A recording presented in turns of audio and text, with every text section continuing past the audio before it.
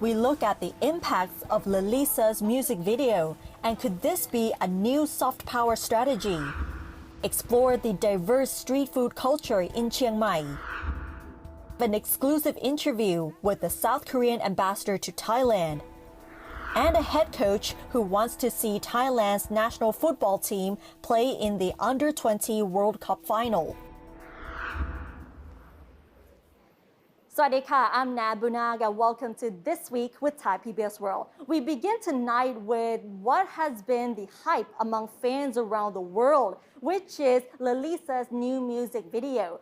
And we have to admit that what really captivated the fans is the Thai elements that have been featured in her solo debut. So let's give you a recap of how the elements in the video give an impact in Thai society.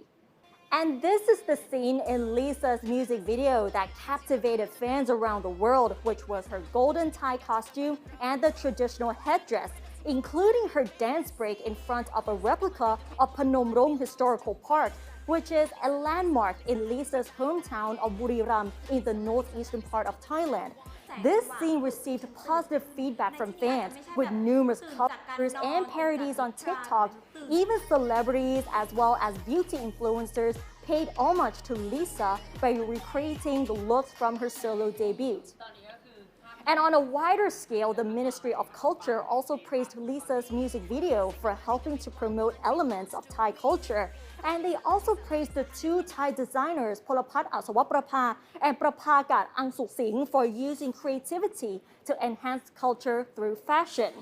And since the release of Lisa's new music video, the Thai headdress has become extremely popular, with some shops in the Sampeng area seeing a 10 to 15% increase in income.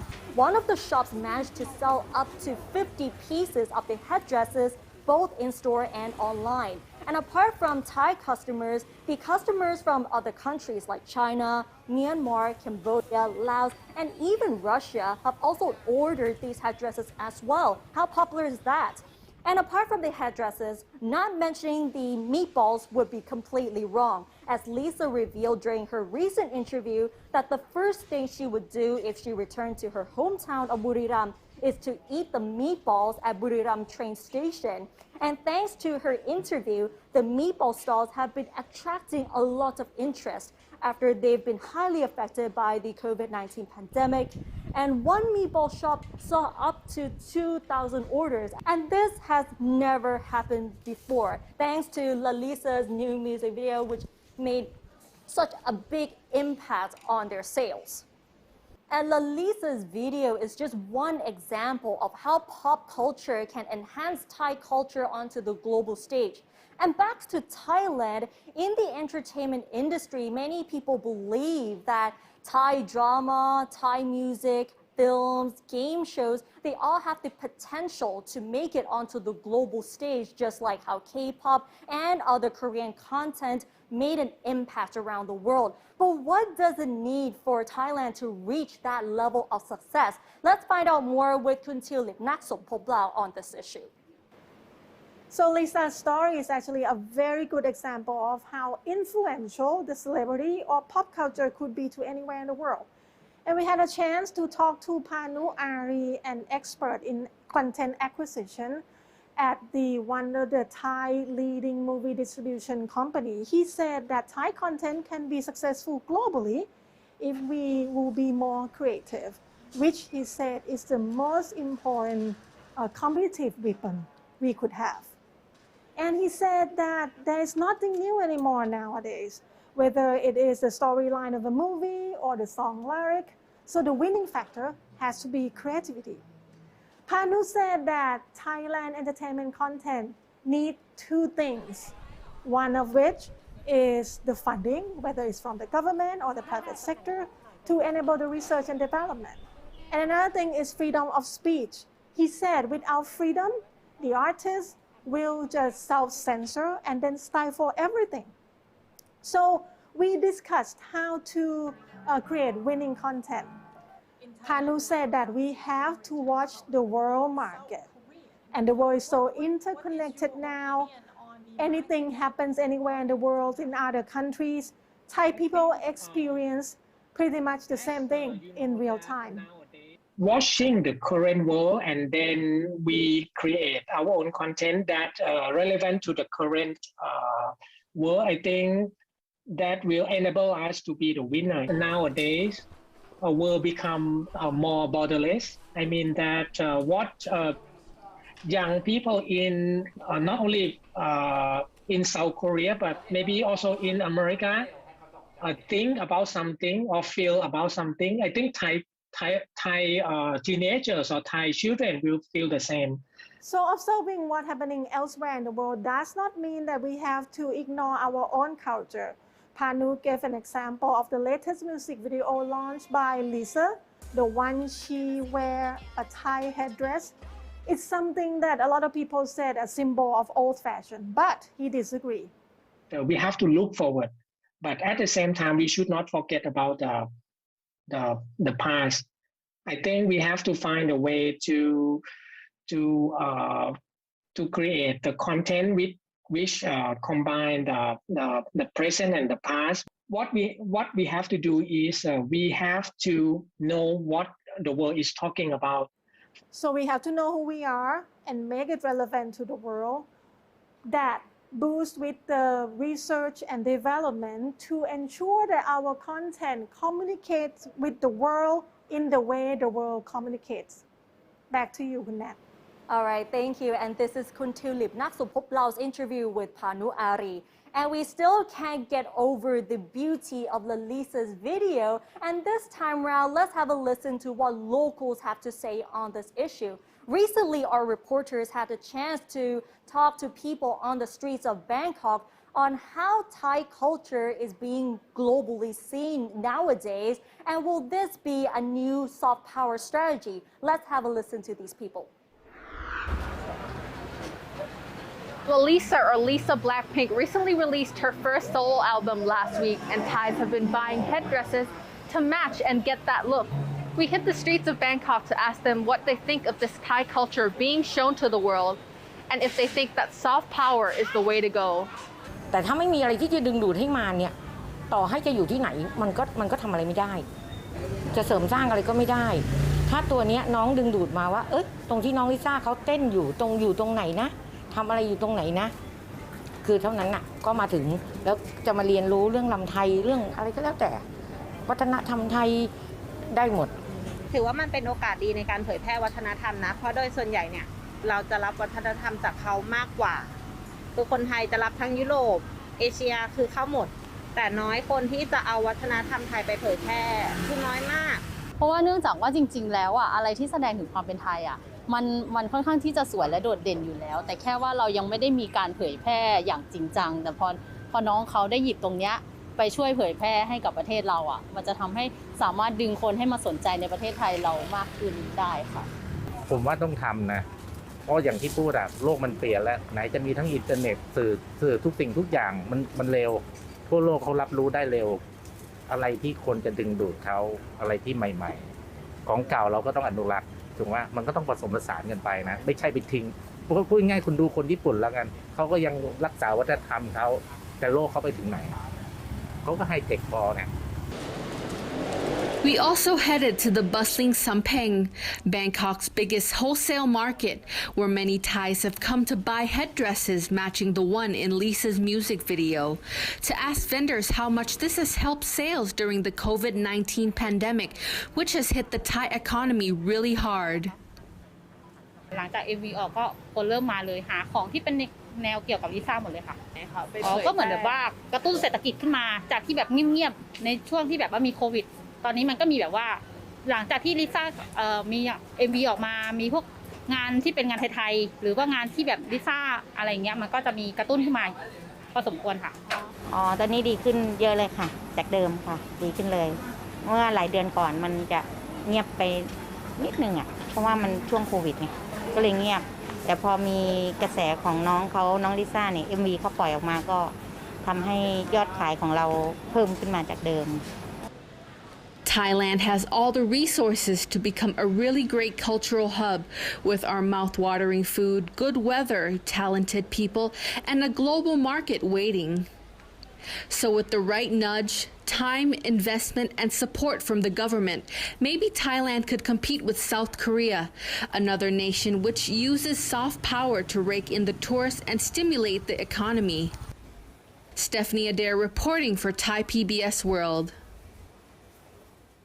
And now let's move on to the issue of reopening Thailand. In phase 2, it has been reported that the 5 provinces, namely Bangkok, Chiang Mai, Chonburi, Phetchaburi, and Prachuap Khiri Khan, will reopen to foreign tourists. And it is likely to be postponed to November 1st instead. But this will depend on the CCSA's decision on this.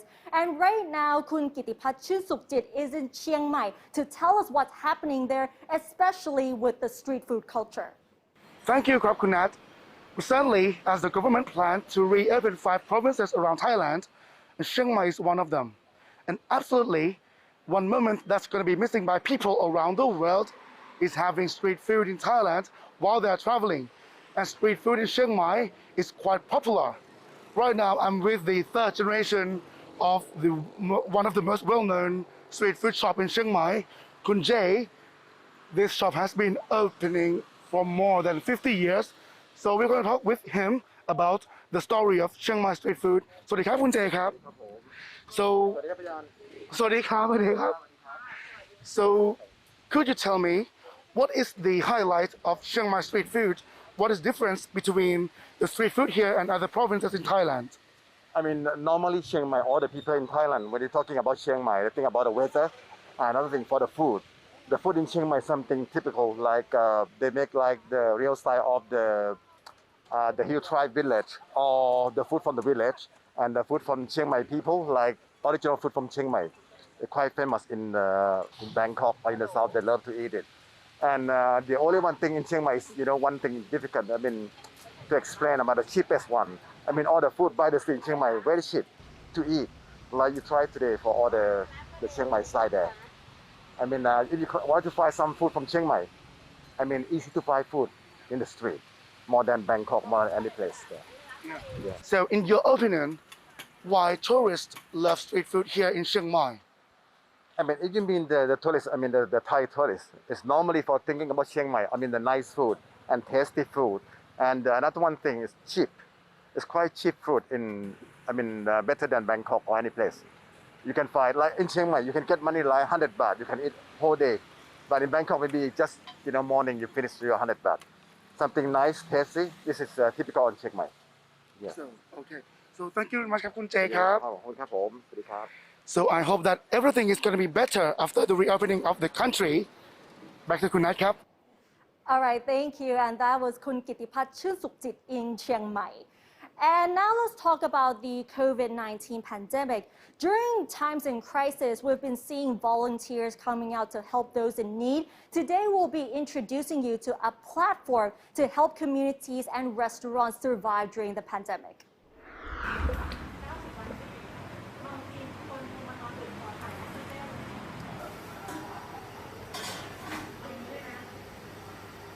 All the money is transferred directly to the restaurant. It doesn't come through us. So that's kind of like the charm of this platform as well, where the crowdsourced funds actually goes directly to the restaurant. Dave is not talking about a startup. He is talking about a platform, food.raotongrod.com, which he helps to create to help communities and restaurants survive during the COVID-19 pandemic. The name of the platform literally means "we must survive." This campaign stems from volunteer work which has been helping people find hospital beds and get treatment for patients since the latest outbreak began. More people in home isolation means they cannot come out to get food, while the stricter disease control measures mean more limitations for restaurants to make any money. Dave comes from a startup and tech background. He said the basic idea of creating a startup is to solve problems, and now we have these problems waiting to be solved. How they can help the victims, the restaurants, and coordinate the effort without touching cash from the donor. So we kind of thought of an idea of how do we put, piece all of, these 3 group of people together by matching the donors and restaurants and communities how can we reach out to the communities that actually suffer and need our help? That's also another challenge that we have. All I can say is I think we need to be positive. What we're doing right now is adding positivity or, adding the good vibe to the world, right? It wasn't easy at the start, but we kind of like try to piece this together and make sure it does really help people directly. Food.เราต้องรอด basically put up a list of restaurants that are ready to cook hot meals for the corresponding communities on its website. Donors can choose which restaurant or which community they want to support. The order might be 150 to 300 meals for which a donor can just pitch in as much as they feel comfortable. As soon as enough funds are raised, the restaurant will get the order and start planning the preparation and the delivery. Once the communities receive the food, they take photos and send them back to post them on the website for the donors to see that the mission has been complete. Bob, the owner of a restaurant in Wang Lang area, is one of the 1,200 restaurants that registered with the campaign. Just days ago, he delivered 150 hot meals to a community in Bangkok Noi area. Since the pandemic began last year, his restaurant's revenue has fallen by 80%.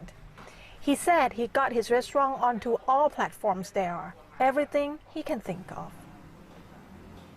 มันต้องทำอะไรสักอย่างนะครับให้ร้านมันรอดไปได้ครับมีอะไรช่องทางไหนก็ทำหมดทุกอย่างครับของคราวที่แล้วเนี่ยที่ได้ออเดอร์จากที่นี่นะครับก็ช่วยผ่อนช่วยได้ค่าบ้านไปเลยทุกแอปทำหมดแอปที่มีตัวไหนมีเราทำหมดจะมากจะน้อยเช่นเอาง่ายๆไม่ต้องพึ่งแอปก็ได้แค่การส่งอาหารเนี่ยถุงเดียวก็รับส่งหมดทุกคนเดินแถวนี้ผมเดินส่งหมดถุงเดียวก็เอาหมด We must survive is probably one of the most appropriate name to help people in this kind of climate. As for how long this pandemic will go on, no one can really tell. But one thing for sure in most people's mind is that they must survive. Tulip Naksompoplao, reporting for Thai PBS World. And that's a definitely very interesting platform right here. And now let's have a look at the top stories making it to the weekly roundup. The reopening of 5 provinces, including Bangkok, Chiang Mai, Chonburi, Phetchaburi, and Prachuap-Khiri-Khan, which was initially planned for October 1st, is likely to be postponed to November 1st. The Tourism Authority of Thailand's governor said that the new date has been proposed to a subcommittee of the CCSA, which has approved the proposal, but this still needs a green light from the Executive Committee of the CCSA, which will convene on Monday the 27th. The CCSA subcommittee has also approved another 2-month extension to the state of emergency, which has been in place since March last year and repeatedly extended. The latest extension was due to expire at the end of this month. This, of course, is still pending the CCSA Executive Committee's decision. However, Deputy Government Spokesperson Rashida Thanadire confirmed to Thai PBS World that no such decision has yet been made. Prime Minister Prayut Chan-o-cha addressed the SDG Moment 2021 during the 76th session of the United Nations General Assembly, or UNGA. He highlighted Thailand's commitment to achieving the Sustainable Development Goals, including the universal health care coverage and the philosophy of sufficiency economy. He said that these milestones will help to build back better post-COVID-19 and ensure that no one is left behind. And now it's time for our weekly columns where we explore inside stories as well as exclusive interviews. For this week, the ambassador Kun Hatthai Techakit Thiranan had a chance to talk to the South Korean ambassador to Thailand on National Day, on his life here, K-pop, as well as his desire to visit LALISA's hometown of Buriram. Let's find out more in this special report.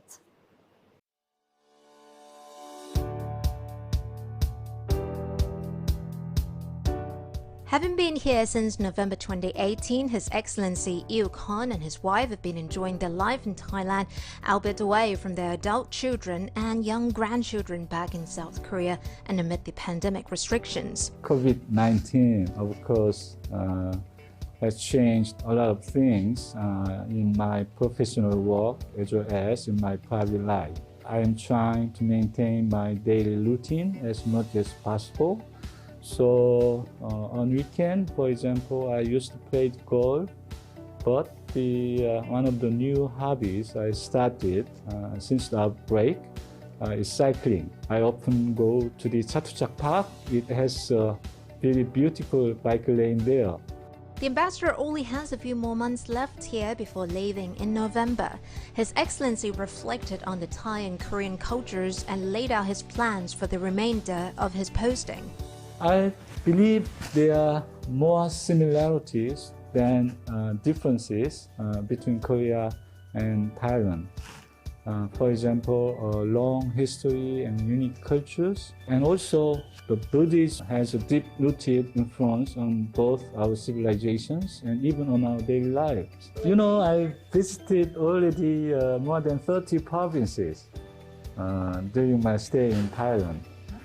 Without COVID-19, I believe I've probably visited even more. I would like to meet the Korean community established everywhere in Thailand. Every time I'm on a business trip in provinces, I enjoy the beautiful places with natural or historic landmarks, delicious local food and good people.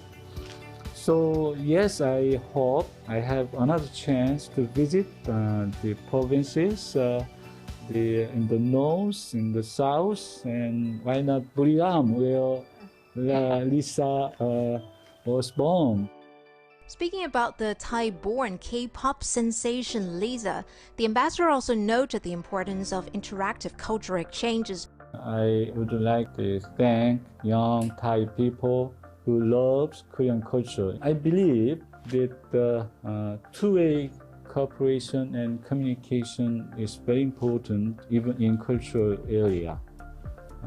For example, recently Lisa released a solo music video and it's getting a tremendous success around the world. At the Tokyo Olympic Games, the taekwondo player Panipak has won gold medal with the Korean coach. So this shows that if we work together hand in hand, can produce a wonderful result. Both countries have maintained a very close relationship, with the South Korean Minister of Foreign Affairs visiting Thailand and meeting with the Thai Foreign Minister in August to discuss economic cooperation, the COVID-19 response, and security cooperation. The two ministers discussed the ways of exploring the collaboration in vaccine research and development, production and distribution. Korea aims to develop its own homegrown vaccine. So is Thailand. So I think we have potential to work together in this area. Our two ministers discussed ways to expand trade and investment, especially in EEC, Eastern Economic Corridor area. And also our two ministers agreed to establish a foreign and health ministers 2+2 dialogue on public health cooperation. If this 2+2 meeting takes place this year as agreed upon, Thailand will be one of the leading countries to hold this type of consultations with Korea. The embassy is also preparing for the upcoming South Korean National Day on October 3rd. Unfortunately, we cannot organize a big event to celebrate the National Day in Thailand. It's same for all other countries. But we are trying to celebrate our National Day in a different way by organizing some small gathering with some eminent Korean people as well as some Thai people who made a good role to enhance the friendship between our two countries. Hatay Deshikitiranan reporting for Thai PBS World. And that was Kun Hatai's interview with the South Korean ambassador to Thailand. And now let's move on to Home Away, where we explore the lives of expats living in Thailand. For this episode, one of our reporters interviewed this head coach of a young football team as he talks about their potential to make it to the Under-20 World Cup in the near future.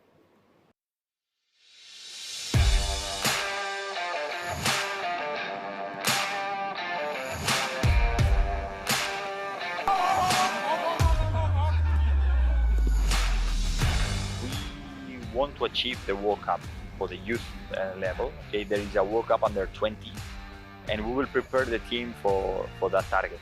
Okay, in a couple of years we will have the tournament, which is the Asian Cup under 20, and we have to reach the semi-finals to qualify to the World Cup, and that's our target. Definitely, this is something to look forward to.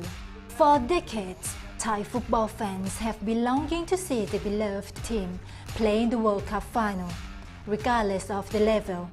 But do we really have a chance? We got a real chance. I've been working with this squad for a long time, and I think we have a strong team. Of course, we will need to have this small lack that you need in football, because you can prepare very well, and sometimes some details, a penalty, sometimes you arrive 10 times to the goal and you can score, because this is football. But we are in the process. We are doing good things with the squad, and I hope that we will get this result, because it will be very important to set the standard for Thai youth football. 4 years ago, Salvador Valero Garcia came to Thailand for the very first time to take up the post of head coach for the national U14 football team. Currently, he is the U19 team's head coach. Technically speaking, the coach is impressed with young Thai football players. He admitted that they can play very well. Also, they are very passionate about football.